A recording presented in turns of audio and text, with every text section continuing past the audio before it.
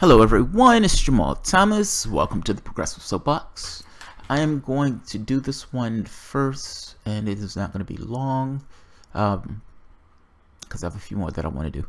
So I'm going to not necessarily speed through this one, but I'm probably not going to take a huge amount of comments. Alright, good. I see myself moving. I am not a big fan of doing these type of ones live. This particular one deals with open-air slavery and greedy, depraved people. So, okay, come on. This one is working. And yes, the reconnection is successful. I am not seeing the reconnect yet, but I'm pretty sure it'll reconnect up since I'm seeing green. So, I am not a big fan of doing these type of stories live. So, let's just show the story first.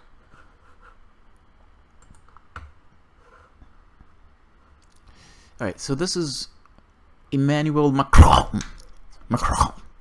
He's the French president. Macron visits Africa amid anger over human trafficking and slavery. Huh, that's interesting.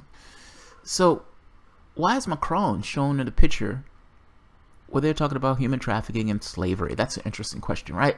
Like, no political figure wants to be in a picture and open-air slavery and human trafficking is written above your head. That looks very bad. That means you're connected somehow to this kind of trafficking and slavery.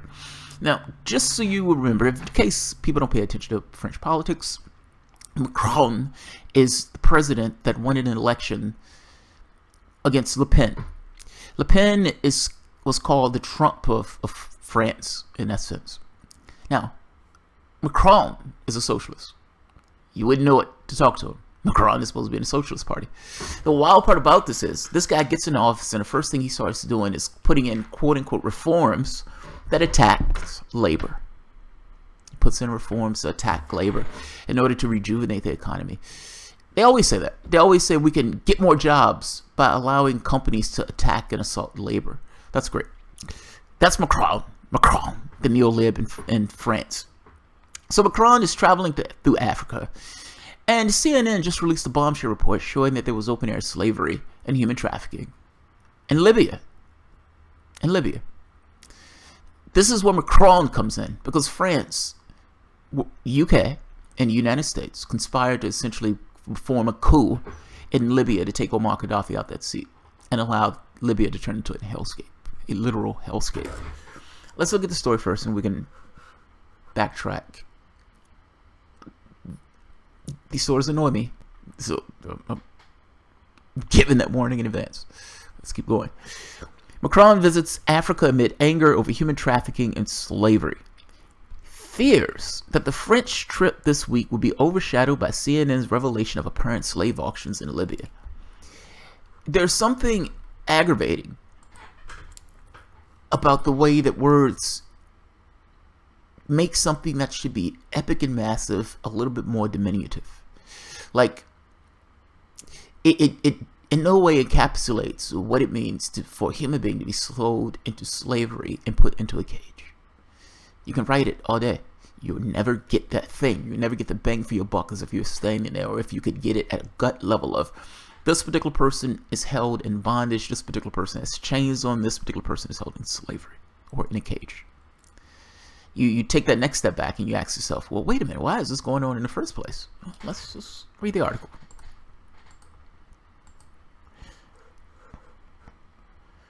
The French President Emmanuel Macron will start a 4-day visit to Africa on Monday amid growing anger across the continent about politicians' collective failure to do more to clamp down on human trafficking and even slave auctions in Libya. The revelations by CNN of apparent slave auctions in Libya a fortnight ago led to a widespread condemnation. Oh, we're angry that they have slaves in Libya. We're angry about that. But also claims that European leaders had been repeatedly warned about the dire state of the Libyan migrant detention centers, including systemic abuses amounting to slavery. This is the part I want to get to.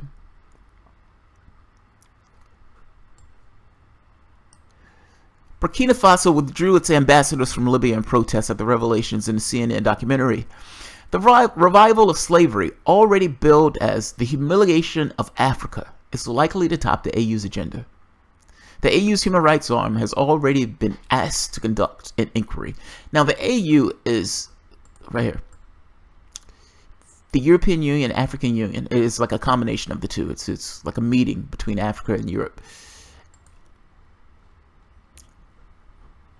They're going to hold an investigation. They're going to hold an inquiry. Hey, here's a bombshell story saying that there's human slavery and trafficking in that country. That looks bad. We don't like that. We're going to hold an inquiry to talk more about the fact that they have human trafficking in that country. Here's the thing. It's this part. The UN-backed Libyan government of the National Court has also promised a rapid inquiry into which, and in which it has vowed anyone found guilty will not be treated with leniency. If we catch somebody doing this, we're going to put the boot to them. We're going to put the boot to anybody we catch having human slavery. Here's the thing. Here's the question. Here's my question. Here's my question. Libya wasn't always this way. So I'm stuck with this thing of, well, wait a minute. Why has Libya turned into this hellscape in the first place? I understand you want to put the boot to the guy who you find who's doing human slavery. Do your thing. Do your thing. But who allowed that guy? Like, who allowed the pretext to allow that guy to have open-air slavery in Libya in the first place? Why is Libya reached such a dire state? How has it become such a hellscape where they have slavery and auctions in the first place? I find that question fascinating. That's fucking fascinating of a question. Because Libya wasn't always that way. Now, if you remember, Libya was the nation headed up by Omar Gaddafi. Omar Gaddafi, you can call him a lot of things. He was not a good guy. Fair enough. None of these leaders are good guys, including European leaders, including leaders in the United States. They may dress different, they may look different, they may be in different countries, but all of these people are morally depraved. Omar Gaddafi was among the morally depraved. The pretext was, oh my God, this African dictator is about to attack his people. He's about to attack his people, and we need to do something right now, in this very moment, to stop him from attacking his people. What we need to do is we need to take our jets and we need to drop bombs. We need to drop one bomb after the next, after the next. Because, yes, Omar Gaddafi was going to kill a lot of people, but it's better to kill people using our bombs than it is to use their fucking swords. That's the logic on this. He's going to kill a bunch of people, but we need to kill a bunch of people in pursuit to stopping him from killing a bunch of people. This makes no sense to me. This makes no sense to me. But that is exactly what they did. And they held it a victory. And if I remember correctly, for the next 3 or 4 years, Obama held as, this is successful. This was a successful thing that we did. This shows that we can use American power in coordination with European power in order to accomplish our ends without putting troops on the ground. Because, we don't like getting our troops killed. We don't like getting our troops killed. Yes, we want to murder a lot of people, but we don't like getting our troops killed. And that's what we did. And that's what they held it as a victory. They held it as a victory. For years, they held it as a victory. And then you start getting rumors like, hey, that place is a fucking hellscape. That place is on fire. That place is a dumpster fire. What was the pretext that you used to attack Libya again? What was the pretext that you used to do that? It's one thing for you to get the guy who's on the ground, who's been able to take advantage of the fact that Libya has descended into such a hellscape, and is able to advantage himself in that way and have open-air slavery. Fair enough. But if open-air slavery is bad, is it not also bad to turn a country into a dumpster fire that would allow open-air slavery? Meaning the pretext, the thing that they used to attack Libya in the first place, shouldn't that be challenged also? Shouldn't that be challenged also? We can't always grow as a society. Like, we can't grow as a society at all if every situation you come in contact with, it's let's use force and then let's wring our hands 3 or 4 years afterwards. Oh, that didn't turn out so well. Let's just move forward. Let's just move forward. Is there no consequence for the person who made the decision to attack the country in the first place? How does that escape consequence? The results of that turning out so bad where they're having open-air slavery, why is there no consequence for the people who made the decision to attack that country in the first place? That's what I'm getting at. That's what I'm getting at. It's not about the guy holding the news. It's not about the guy prodding the guy and putting him up on the stage to be sold. Yes, all those things are fucking horrific. But you still have to ask the question, how did this get here in the first place? And if what we're looking at is that bad, shouldn't there be an inquiry into what caused it in the first place? Shouldn't there be an inquiry into that? Shouldn't there be prosecutions if we're dealing with things where people overstep their bounds in any way that led to that particular situation? Here's another thing I want to take a look at. This story. The pretext that they used to stop Gaddafi was, oh man, we need to help his people by murdering more people. It's a humanitarian crisis. We need to do something. We need to get the public on our side, because the public is always the useful idiot in situations like this, because we need to help people, and so it's good to help people. So let's use our military force to help people. That's what our troops do. Our troops help people. None of those people have read Economic Hitmen. What's the name of the book? Ugh, can't think of the name of the book. Perkins something. Or, hey, Smedley Butler was a racket that would disabuse them of all these notions that your troops are working in your interests. This is WikiLeaks. Fucking WikiLeaks.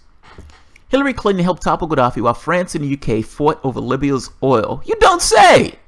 You don't say! They didn't attack for these kind of, high ideal, these European values, these type of reasons. But maybe you can make an argument, maybe they did attack them for European values. How much oil can we take from that country, France and the UK? How much oil can we steal from that country after we murder the guy who's in charge and turn the place into a goddamn dumpster fire? So when we look at this picture of Macron again, well, that gives it a new meaning. That gives it a little bit new meaning. That gives more context. Thanks, Guardian. Guardian didn't show that context. That gives more context. They turned that country into a dumpster fire with the idea that we could steal that country's oil. And now they have open air slave markets. I don't know if they got their oil. It's kind of besides the point. Clinton bragged about the United States' role in Muammar Gaddafi's death, and her emails leaked by WikiLeaks show the race to claim Libya's resources in the aftermath. A message from Hillary Clinton's private email server revealed that France and the United Kingdom both sought to control Libya's oil in the days after the US-backed coup in 2011. An email sent September 16, 2011 to Clinton, then the United States Secretary of State, from journalist and family friend Sidney Blumenthal shows that the French President Nicolas Sarkozy and British Prime Minister David Cameron each traveled to Tripoli about a month after Muammar Gaddafi's government fell in order to assert their claim on Libya's energy reserves. They made these demands, Blumenthal wrote during the meeting with the country's National Transitional Council, de facto government which formed in Western support in the aftermath of the coup. According to knowledgeable individuals, as part of this effort, the two leaders in private conversation also intend to press the leaders of the NTC to reward their early support for the rebellion against Muammar Gaddafi. Sarkozy and Cameron expect this recognition to be tangible in the form of favorable contracts for French and British energy companies looking to play a role in the Libya oil industry. According to this source, Sarkozy feels quite strongly that without French support, there would have been no revolution, and the NTC government must demonstrate that it realizes this fact. Understand what's being said here. This is extortion. Hey, that revolution that took place that got rid of Gaddafi, yeah, that would have never happened if it wasn't for us. That would have never happened if it wasn't for us. So you can thank us. That's also good. But we're looking for some kind of financial remuneration. We want contracts, meaning the oil, dealing with this new government that's been created. We want oil. We want contracts for that oil. We want French and British companies to be able to get their hands on your resources. And that's our thank you for toppling your government and getting a lot of people murdered in the process. That would be your thank you. Blumenthal reported that Cameron sought to downplay its historical strong ties between the UK-based British Petroleum Oil and the Gaddafi government. France, he wrote, was negotiating to reserve as much as 35% of Libya's oil-related industries for French firms, particularly the major French energy company, Total.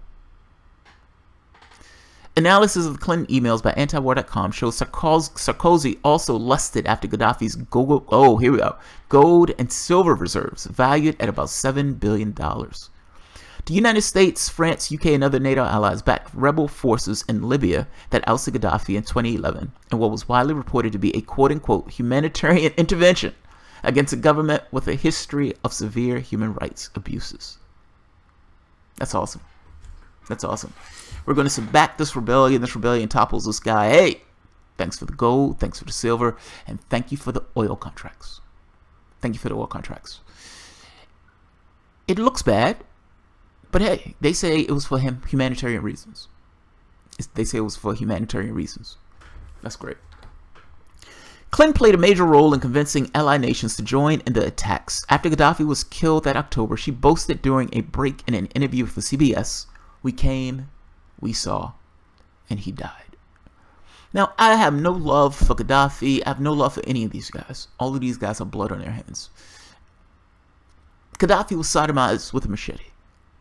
He was dragged out of his compound by his throat and sodomized with a machete. Hillary Clinton, upon hearing this, the first time I've ever seen that woman smile and laugh in an honest way in her life, giggled. We came, we saw, he died. She was wearing a white pantsuit, if I'm not mistaken. She was like, "Yes! Murdered a guy, got murdered. It feels awesome. It pumps me up. It pumps me up to get a guy sodomized with a machete." That's awesome. However, far from improving conditions, the fall of Libya's government left what was once an economically prosperous nation in chaos and disarray. The failed state proved to be a perfect opportunity for Daesh, the terrorist group commonly known in the West as ISIS or ISIL. As Catherine Scotton reported from Mint Press last March, she highlighted that it brought the extremists closer to European shores. Both the United States and France were reported to have re-entered the conflict in Libya in February. Clinton emails also suggest that another United States ally, Israel, supported the destabilization of Syria through efforts to weaken Iran, control energy reserves in Syria Golan Heights, a region illegally occupied by Israel. Similar to the conflict in Libya, the Syrian civil war has driven the competing interests in gas pipelines, which would run through the country.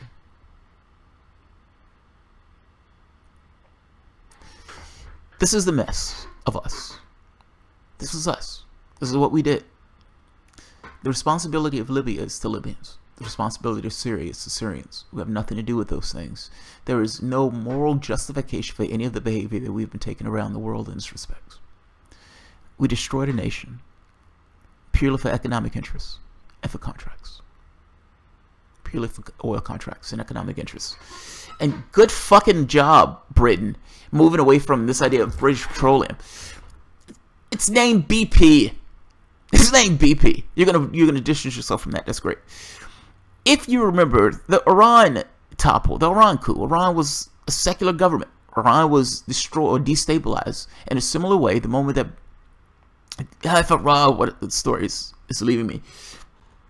The CIA works with, out of British interests, the United States using the CIA works with Britain in order to undermine and destabilize the Iranian government. The Iranian government wanted part of the oil reserves. They were I don't know if they were talking about nationalizing the oil reserves or if they were just talking about getting a piece of it, renegotiating the contracts. Britain was like, we don't want to hear about that. Fuck that. That sounds a little communist to me. That sounds a little socialist to me. We need to give them some more freedom. And that's exactly what we did. Undermine the government, destabilize the government, destroy the government, put in a strongman. That strongman ruled with an iron fist for, 20, 30 years. And they eventually got rid of the guy. The person who ended up in power was a religious maniac, a Shah. And now every moment or everything that Republicans say, even McCain, bomb Iran, and all this other stuff, talking about getting rid of the contract. They have a hard-on for Iran because when we put a coup in the country, we want that coup to stay the way it is. And in Iran's case, they overthrew our dictator. I'm not gonna rail. It's just fucking aggravating, that's all. It's immensely fucking aggravating. Look, we have responsibilities at home. There are things that we ourselves need to do in our country. I don't think anybody would argue, look, $21 trillion in debt. You don't have access to rail, you don't have health care, you don't have none of those things. There are things that these guys in Europe have, these European nations, that you don't have, that you don't even know you don't have. And it's that we have spent $21 trillion on military. And we're setting one fire across the globe after the next. You understand that one of those fires, one of the blowback from this, is North Korea. Yes, those things seem completely and wholly unrelated until you realize that North Korea looks at this and says, oh my God, these guys can attack at any need. Notice, we need to have a nuclear bomb. We are only safe with a nuclear weapon. They can't attack us if they have a nuclear weapon. The reason, the lesson, one of the lessons that they got from this, that Gaddafi is A, the United States and European powers can't be trusted, and B, your protection lies in having a nuclear weapon. They couldn't have done that to Gaddafi if Gaddafi had a nuclear weapon. We're setting fires around the globe, and this shit is coming back to bite us in the ass. This is fucking amazing to me. Slave trades. Open-air slave markets. Macron is going to the rescue.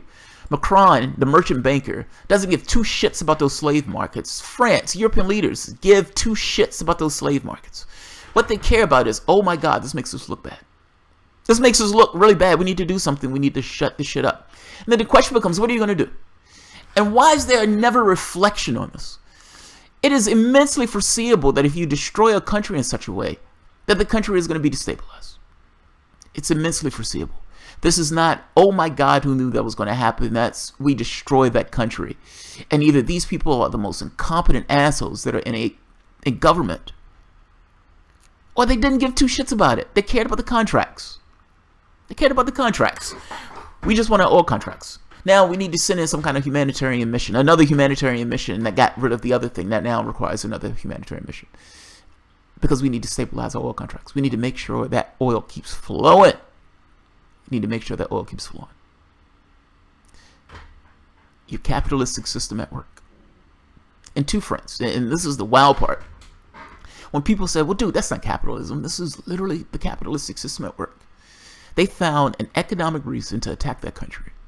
And in attacking that country, they didn't care about the social implications of it. Meaning they didn't care that all of those people's lives was going to be destroyed and ruined. Life, done. Their lives are done.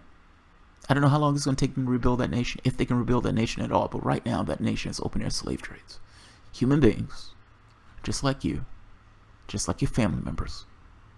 The person who you see at the checkout counter, just like that guy, being held as slave markets. Or for that matter, being murdered, or killed, or under one of the bombs dropped by France, or the UK, or the United States. They destroyed that country. And they did it because they wanted oil. They wanted resources. They wanted resources. One of the other articles, it has something to do with the dinar. Gaddafi was going to use those oil reserves in order to back up his own African currency or something. Either way, whether it was oil, whether it was currency, the main point is there was an economic reason for attacking that country, destroying that country in that way. And then you have another economic reason of people saying, hey, I can make a buck off of selling a human being into slavery. The life cycle of capitalism. That's great. Jonathan Perkins, Confessions of an Economic Hitman, Ex Machina V2. Thank you, Ex Machina. I fucking love my audience. Jeremy Chase, capitalism has always practiced slavery. Yes, it has. It has never abandoned it. Yes, it has. It has simply moved through other nations. Yes, it's true. We will soon become slaves here too. Jamal just touched on it. It's not soon. If you're working 50 hours a week, the fuck are you? I was like, what the fuck are you? You're a slave with better benefits. I mean, what am I missing? I'm always amazed that people are okay with this. You understand, even under the Christian model of the world, like this kind of Christian view of the world, even if you bring God into the mix, what justifies the things that you do in regards to your society and how you're arranged? Like, why is your society arranged in the way that your society is arranged? There's no reason for your society to be arranged in any particular way. You need goods and services in order to make your life to do. Air, food, clothing, water, shelter, and a sense of fulfillment. Those are the things that you need to persist yourself. Those are the things you need. You don't have those things from birth, so you need to work. Fair enough. But at the point where your society gets to the degree of technology where you can supply those needs to each and every person, then your society should change and be fundamentally different. Your society doesn't change. Your society does this almost like it was given by God or something. Working to get to the point of meeting your needs makes perfect sense to me. Working to the point of advancing your society makes perfect sense to me. Working to make somebody a billionaire is fucking insane. It's fucking insane. But it just doesn't make sense to me, that's all. It's like we found some kind of Ponzi scheme to allow one person to believe that that person is better than somebody else. Now, In real world, that's not true. That person is just that person. Even if he has a lot of stuff to his name, that stuff really has no value in the real world. But we've created a game space that as human beings, we've looked at other human beings and said, this person is so meritorious that he can have $1 billion and I can have one. And this system is okay. You found and created a Ponzi scheme that allow other people to think they're better than others. That's it. This is just a game space. This is just a game. Who can accrue more? The problem is we associate status to people who have more. Those people have more access to the things that they want. So fair enough. That status is almost just inherent just from their ability to access goods and services more so than everybody else. Fair enough. But what is the point of an economy if that economy can't meet the needs of everybody in that particular economy? Meaning, if you have anybody in that economy who's poor, and yet you have somebody else who has $40 billion, I would argue to you that your economy has failed. Your economic model has fucked up royally. It's fucked up royally. What is the philosophical point? I'd argue the philosophical point is to make sure people have the things that they need. How do we accrue? We have limited services, meaning we have limited supply. How do we give this limited supply from one person to the next? Well, you don't have limited supply anymore. You have surplus. You have surplus. I have 10 pairs of Converse, and I'm pretty sure there's somebody else walking around that only has one pair of shoes that has a hole in them. At this point, they've gotten you to just buy more, not because you need it. That's the point of advertising. Get that person to believe that they need something. Get them to buy more shit that they don't need. It's a Ponzi scheme. You're working just for the sake of work. It's not necessary. That's all I'm saying. That's all I mean. Let's see. Gaddafi had a policy of desegregation between Black Africa and Arab Africa. That's gone. Yeah. Simon and Garfunkel. Great t-shirt, Jamal. Oh, thank you. We got it from Puerto Rico. My wife and I went several years ago. Capitalism. Yeah, read that one. Kashwari Kate. Dale Chomsky. Capitalism loves slavery. It's correct. I used to believe that money was a capitalist tool. Since a show here on Jamal, I now understand that humans are capitalist tools. Yes, you're the tool. Nah. It's not that simple, I guess. Capitalism is a tool, and it's been getting sharper and sharper and sharper like every other tool. Like, think about it. At some point, you had this kind of schoolyard capitalism. This guy makes a shirt. This guy makes a pair of shoes. It takes, a week or two to make a pair of shoes. You get it to the person. That person is thankful. They give you cash. The world is a better place. Then you have this situation where that guy doesn't need to make any shoes anymore. You can have 1,000 shoes made within the course of, 10 minutes. At that point, you don't have scarcity. You have something else. You have surplus. Once your society has reached a point where it can supply surplus, then what do you do with the extra goods and services? You would think that you would make sure that everybody on the planet has the things that they need, but we segregate ourselves into countries. Okay. We've segregated ourselves into countries. We've segregated the resources. Mind you, it's common heritage. Nobody was here to give it to anybody else.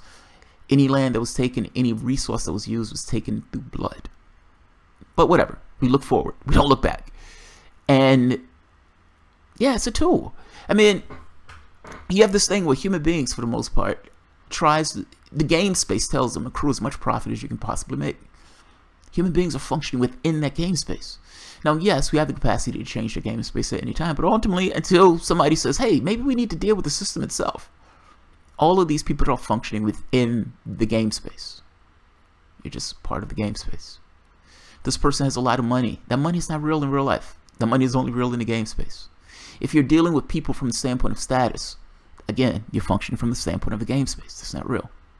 An oil company who says, I need to maximize my profit, is going to take stuff from the ground and burn that shit into the sky because that's how it makes its cash. It doesn't care about the social implications. It externalizes as much of the cost as it can possibly make because it wanted to make as much profit as it can possibly make. The game space tells it, maximize your profit. So that's what it does. It maximizes its profit. As a human being, as an individual, the same rules apply. They're slightly different because you're dealing with this thing of status. I need to make sure I have the things that I need. Great. You have the things that you need at the bare minimum subsistence where you're running on a hamster wheel. You're considered middle class. Great. You have far more than you need. Far more than you would ever lose. Far more. You could live 20 lifetimes without working a day in your life and you would still have everything that you need. You're considered rich. Everybody else is still poor. we've gotten to the point where the middle class and the poor have been squeezed so close together, and then you have that top 1%. And so now you don't necessarily have a middle class. They're trying to find these gradations. You always have a middle, but at a certain point, that middle class and that poor, for the most part, run so close together that the difference is negligible. You have the top 1%, and you have everybody else. Maximize your profit. That's the software, man. That's the logic. You're prodded along just based on your own needs and insecurities. It's like, I need food, clothing, and shelter, so now I need to run this hamster wheel in order to persist and continuously get food, clothing, and shelter. Your world doesn't have to be that way. That's all I'm saying. Your world doesn't have to be this way. All of these things are just... these are issues of perception. That's all I mean. It's issues of perception. It's not like there's a physical edifice of government or a physical edifice of X, Y, Z. It's people have decided to do X. And so everybody has decided to do X. But all those things are just decisions that people make. These things are choices. It's a collective choice. It's not put there by God. It's a collective choice. The moment that people's perspective change, all of this changes. So yes, sorry, that's a tangent. That's a long run on. I think I was trying to hit at something. I don't know if I hit it, but Dominic Buscemi, is that the inherent German case, or is it programmed to fit the system? I think it's programmed with German case. We create a resource-based economy, but humans will always want more than someone else. Jeremy Chase, you don't know that. Like, you're assuming that based on the model that you're in. That's all I mean. Everything that you think, everything that you know, everything that you see, everything that you've ever thought, for the most part, has something to do with the model that you're in. Think of something that you've never thought of before. You can't do it. It's like what? It's like, or think of something that you can't think about. Like, it's one of those things that's other. It's beyond you to some degree. Everything that you think, feel, all those things are principles of the model itself. And what I mean by that is, what you're considering human nature, it's not really human nature. It's human nature in the system. Like, you as a human being are not inextricably linked from the system itself. You are a part of the system. There is no situation where I would talk about Dominique and not talk about the system that Dominique is floating in. Dominique doesn't realize he's floating in a system. He thinks that ultimately, and I'm not saying this in a bad way, I'm just saying, using it as an example. And it's not just you, most people do. They think that the choices and the decisions and the things that they believe and everything else come from them. That they have free will in this process. That they themselves are a unique human being. There's a snowflake, and they're unique from other people and all these things. Your ideology tells you a lot of this stuff. All of these things are choices that you make, etc., etc., etc. Those things aren't really true. The things that you think of and feel and everything else, you're ensconced in a society, and you're always going to be in some form of a society, in something. Something is going to be around you. You're going to be in a particular environment. And growing up as a kid, your explicit experiences, those things that directly hit you, those implicit experiences, those things that are kind of societal pressure, this other that you sits on your shoulder and thinks a particular thing, all those things function to create you. There's an aspect of you that's you, but that you is always ping-ponging between this kind of environmental factors that you exist in. If you grew up in samurai Japan, how would you behave? Would there be an aspect of you that's you? Yes. Would that aspect of you be anything like you are now? There may be properties of you. You may be more bold. You may be more brave. You may be whatever. You would have aspects of you that are you. But that's still floating in between the system that you're in. It's not like you're going to be outside of the system, or so extremely outside the system where you're just going to be completely foreign. Your society always acts on you. There's no way for you to know what human nature is in this case. That's what I'm getting at. Your human nature is malleable. It changes. I read this thing the other day where they were talking about Native Americans who were here before, and how, they would hook up with pretty much anybody. They would go back. They would stay with a person, or they would come together for a period of time. They would leave, no pain, no anger, no ego associated with it at all. They would walk around for the most part naked, being naked or having clothes on. They looked at it as pretty much the same. Human beings are immensely malleable. Greed is a property of the society itself. That's what I'm getting at. That's not a property of the human being. That's not, this is, to be human is to be greedy. You don't know that. You don't know that. Yes, human beings can be greedy, but are human beings greedy? That's a different answer. The answer is no. Human beings aren't any particular thing. They aren't any particular thing. They're changeable, yes. They can learn, yes. They adapt to all sorts of situations, yes.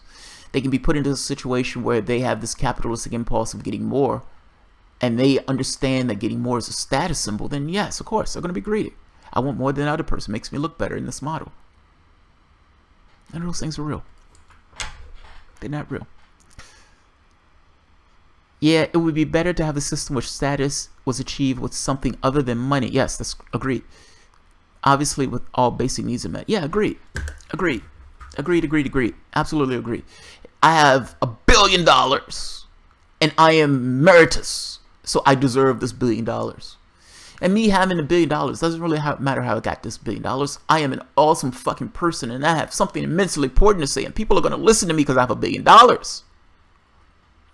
Doesn't matter who the fuck that guy is. It's like his quality of consciousness, the person who is, the quantity. Doesn't matter. You got a bunch of money, people listen to him. That's always fucking amazing to me. But we associate status with cash. Inequalities. Again, that's not real. Like if you were on another planet and you were trying to describe your economic system to them, they would probably be like, why are you doing that? Why do you create a Ponzi scheme that allows some people to be better than others? It's a Ponzi scheme. Now, I understand why 1% of the population would do it. I don't understand why the other 99 follows into it. Yeah, I don't get that one. Have a 99% income tax if you're going to do anything. That's where I would start. And beyond having a 99% income tax, level the playing field, man. Level this shit out. And acknowledge that you're never going to have enough jobs for workers. You're never going to have enough. What you will have enough, if you wanted to, was government can create jobs for people that want jobs and allow people to do what they want to do. Now, mind you, that's not overnight. That's not even in the next 10 years. But can you move your society to a more technological society where the jobs that are redundant and unnecessary can be given to robots? Yes. Think of the indignity of a society where people are terrified of robots taking their jobs. And some of these jobs are jobs that you should want a robot to take. I don't want a human being flipping hamburgers. I don't want a human being dropping french fries. That person has immense fucking potential, and the last thing I want to do is have that person doing french fries. I want that person doing what they want to do. I don't want them to be constrained by cash. If they want to go to school, I want them to go to school. If they want to get their doctorate, I want them to get their doctorate. I want as many people going to school and getting their doctorates as want to get their doctorates. And no, I don't want them to be in debt after they do it. I want my society to take the wheels off. If you're talking about ripping the chains off of societal development, allow people to go to school for as long as they want to school and make sure their needs are met while they're doing it. Have a fucking amazing society, amazing world. Alejandro Nopsada. Lawrence, how do you direct reply? Anyway, I was talking to someone else about our conversation, not including the most truthful terms. Alejandro. So Alejandro did not like my coverage of Batman, and he also didn't like my coverage of the Africa thing. Now, I'm curious about the Africa thing, Alejandro, because you seem to know more about this than I do, so I am looking for an answer. Yeah, I'm calling you out. So what was it with the Zimbabwe coverage? I may have a blind spot on Zimbabwe. I don't live there. And I just not live there. I don't necessarily know each and everything that went on. I was fascinated by the story. And I even held off doing Zimbabwe because I thought to myself, all right, I don't want to fuck this story up. And once you add in colonialism, it's like you can't talk about the story without taking like a 50-year context. It's a fucking amazing story. Joan Levino, it has no dialogue. It just points the camera at our civilization and lifts the veil. Jeremy Chase, Alejandro did the education thing and it has been done. Dominic Buscemi, it's a good thing settlers never fought among themselves. Never mind Alejandro. It's a Coppola film from early 80s. I highly recommend it. Let's see. What's the name of it? Koya. Oh, God, Joan. I can't pronounce that. Koya Nistasi? I just watched Justice League today. It was not bad, but it was going down as a massive failure. It was a failure. Justice League was a failure. Justice League was a massive failure. My wife liked it. Mrs. Thomas liked it, but I'm not sure.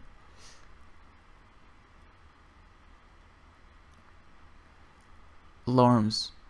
was responding to the last sentence. The shame is to be poor. I was agreeing with you, but it's fragile facade. Our rich are not always rich, but desperate to keep the facade. Oh, agreed.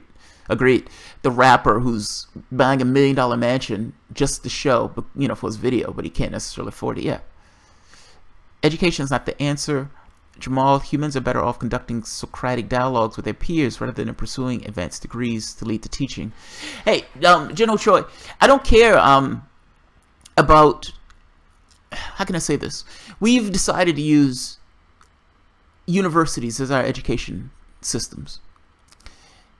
That's just I'm just making the point that people should be able to go to school. Like, whether the university is best formed or format to educate human beings, I'm a lefty's lefty on this. I don't necessarily care. However you decide to do it, I'm not necessarily hard pressed on the method. I just care about what it is, if that makes sense.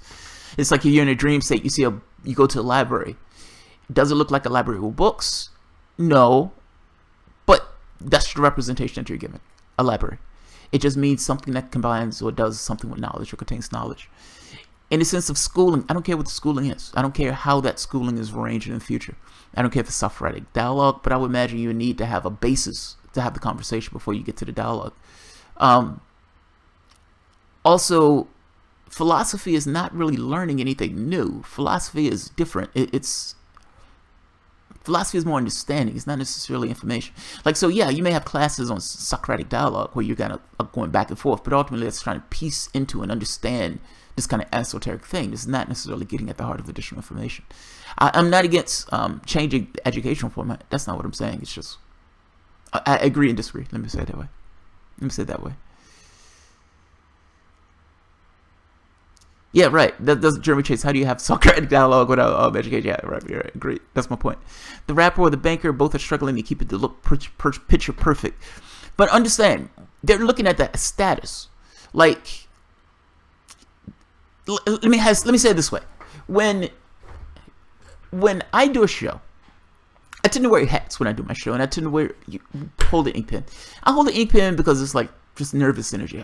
It allows me to kind of unfocus when I'm doing my show. And I wear a hat because when I'm out in public, I tend to wear a hat. It's my wife would say that this is totally me. How I interact and everything else online is me. Even the way I talk, this is just me. But people, human beings, in astrology, they have this aspect called the ascendant. And the ascendant is the face that you show the world. It's like, what do you expose to the world? The face that you expose to the world, I'd argue, has more to do with what are you most comfortable defending? Like, what are the aspects of yourself that you are most comfortable with if you're being attacked or if you're showing the world? What is that face and what is the most comfortable thing? Now, the most comfortable thing in many respects for human beings have to do with what society deems is okay. Society is okay with this. So I'm going to hold this particular position. I'm going to talk this particular way. I'm going to walk this particular way. I'm going to act this particular way. I'm going to do X, Y, Z because it's going to allow me to fold into society and not get spotlighted and get put on for public pressure. Now, the reason I say this is, you see guys sporting gold and jewelry and all this other stuff. They're doing it because they think society thinks that this is okay and society thinks this is fucking awesome. Their wealth, all of that stuff. Yes, it allows them to have access to goods and services, but it's also this thing of my status. I have immense status. I have amazing status. Like, you get to a point where all of your needs are met and you've gone 30, 40, 50 times beyond your needs being met. And you're still dressing like a peacock. At that point, it's not for them. It's for the society itself. It's for people external to them. It's like, I want the world, I want the society to see me in this way. I want them to think of me in these terms. I want, that type of stuff. All of us do it to some degree. But rappers get ridiculous with it. They get ridiculous with it. And I think with rappers is this, it's a recoil. It's like pulling a slingshot. Like these people being in desperate poverty for God knows how long, and they're looking up to wealth and people with means because they don't necessarily have those means. And then once they get that money, the only thing they can do is talk about the fact that they got a shitload of money. It's, again, societal influence pushing people to behave a particular way. There's an aspect of them that thinks this is fucking awesome. I have a lot of money, I have a lot of cash. This is immensely shallow, of course, but their society tells them this, so this is the system to which they're in. They feel the vulgar edges of that society living in poverty. And so they slingshot themselves out of poverty. They go past middle class. They go into this thing of having wealth. And the only thing they can talk about is wealth. My dog, whoever had my dog before, we think starved him. And in being starved, he's always hungry. Even if he can eat a full meal, he can go back and still want more. There have been times where he's gorged himself to the point of being sick, extraordinarily sick. Human beings are the same. Having poverty makes you unwell in the head. Being overly rich makes you unwell in the head. Alright, been running my mouth. Universe is where the concept originated. See my comment on Alexandria. Which trials are okay with society? Which trials, right? Dennis KG, Quake, Chake. With your Japan as example, status back in those days was not money, but being a badass honorable samurai. Yeah, right. That's my point. Human beings are different. They're malleable. The world's a stage. Yes, we're all actors. University degrees have become tickets to high-paying jobs. Universities are part of the materialistic milieu. I've seen the word. I don't know how to pronounce it. Buscelli and we are actors. Yes, we are actors. I mean, we are. What part of you is you? Have you ever thought about that? Like, this is probably best served for 420 video, but which part of you is you? You get up in the morning, you go about your day, you may talk to your wife, you talk to your kid, you talk to people at work, you may play your Xbox, you may go somewhere for fun, you may have sex with your wife, spouse, or mistress, whatever. Go to your femdom, your whatever floats your boat. But what part of you is you? And if it's fair to say that the way you talk, the way you walk, the way you think are all based in the confines of society itself, you believe as a human being you have free will. Free will from what? Well, you're not in a void. What part of that is you? What part of that is you? I'm fascinated by that question because it's, and maybe the question has no answer in this sense. You look at something like what's that movie called? Well, Blade Runner, the new one, Blade Runner, and he knows that his memories aren't real. Like it's like he knows that I've been programmed for this. I've been programmed for XYZ, and he still goes about his life knowing that he was programmed for XYZ. We're the same. How are we different? You grew up in a household. That household has a mom, has a dad, maybe it has just his mom, maybe it has a grandmother, and they train you explicitly on the way that they want you to behave in your society. That behavior, in many respects, is going to be based on their own level of growth in this way. Meaning you're going to get this random childhood because some people are in dire straits and other people are doing fucking awesome. But right there, you're being explicitly trained in multiple ways. Well, your access to goods, meaning whether you're in poverty, whether you're rich. Your parents themselves, how they interact with one another, how they interact with the outside world, the slights, the things that you think are unfair, the things that you think are over the top, the things that you think are fucking awesome, the things that you think are fucking horrible. Whether you were ill, whether you were always well, all of these things play into who you are.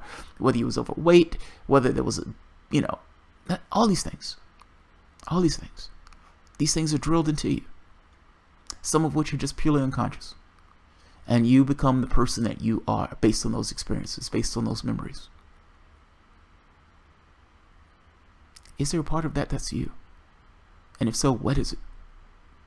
I don't know the answer to that question. Yeah, I'm running my mouth. Systems work with incentives and disincentives. Our current system is built on radical individualism and incentives and cooperation as disincentives. Yes, this makes it impossible to address collective problems. Dale Chomsky, fucking A, man. You say the most bright and clever things. Yes, that's true. Agreed. This game space, and you have this incentive in the game space to accrue as much as you can possibly accrue. And you don't care about the social implications.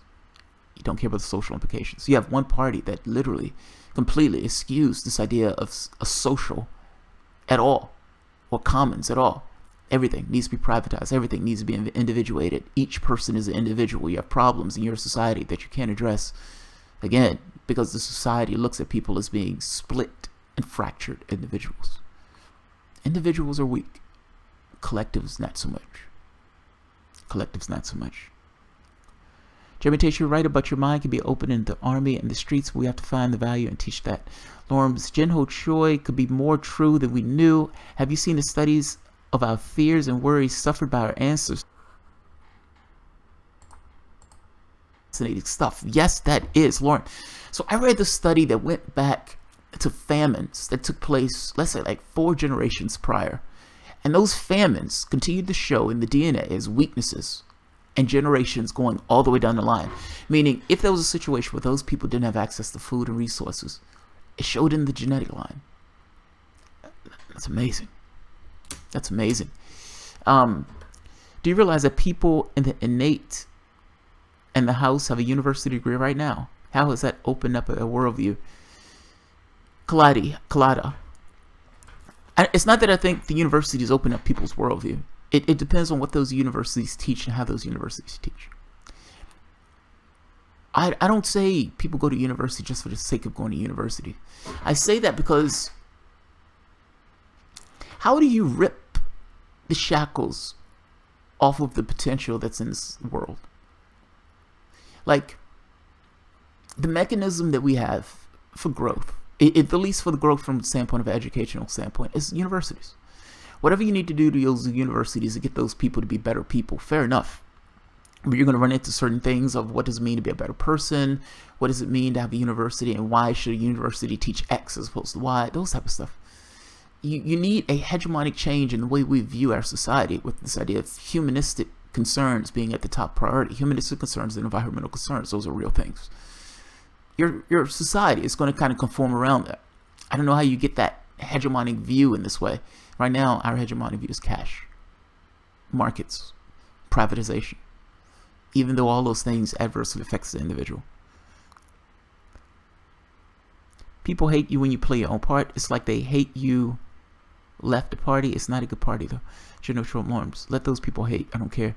The most useful skill you can get from higher education is learning to sit at a desk for 40 plus hours a week. And that's sad. That's sad. That's immensely, profoundly sad. These human beings with so much potential. These human beings with so much potential. And instead, yeah, you're right, shackled to a computer, thinking that spending 50 hours of their week creating a resource that's not even a resource, that's not real, in order to go to the top to somebody else is somehow freedom and liberating. Jamal, if you were on top, would you open the system so random persons could take your place? 99% won't. We're screwed because if we kill the rich, the new rich will do the same. The goal is not to have a new rich. Dax, the goal is not to have a new rich. I'm not better than anybody else. Meaning, if I was put into a particular system and I went up into that system, would I behave in those ways? Then yeah, I probably would. It depends on me, though. There's an aspect of me that's still going to be me. I'm just floating in the range of where whatever that context is. Would I have this uber level of integrity to be different? I would hope so. Looking at the majority of the people who float into those circles, that's probably no, I wouldn't.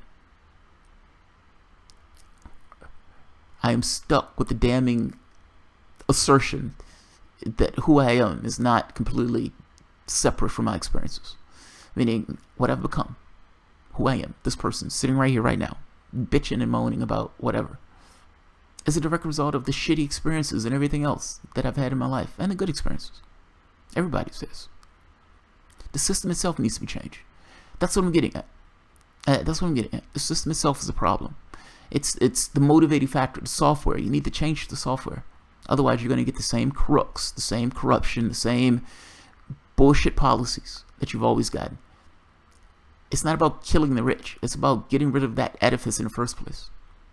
It's about changing the system itself so you don't have this kind of new rich to take over. All right, I'm going to kill this because I have another one that I would like to do. And like I said, I think I've bitched and moaned enough, and I think I've ran my mouth a lot in this one. All right, yeah, I'm going to end this. Like I said, guys, my normal thing is like the first 15 minutes is just me having my dialogue, having my piece. The remaining time has to do with me interacting with the audience. Some people bitch about that. They don't necessarily like it. It's like, why are these videos so long? These videos are so long because I'm talking to the audience. It's okay if you don't watch the entirety of the video. It's okay if you don't watch the entirety of my part. I'm okay. It's okay. The world is good. Watch up to the point that you like, and then you call it a good day. There's no hard feelings. There's no hard feelings. Yeah, guys. Oh, thanks, Jinoe. I appreciate you being here to listen. Yeah. All right. I have another one to do after this. I have a few to do, actually. So I'm going to end this. I'm going to put the links in the bottom. Thanks, guys. If you enjoy the content, feel free to share, like, subscribe. Of course, you can always support on paid and Patreon. And at this point, apparently, Super Chat. Thanks, guys.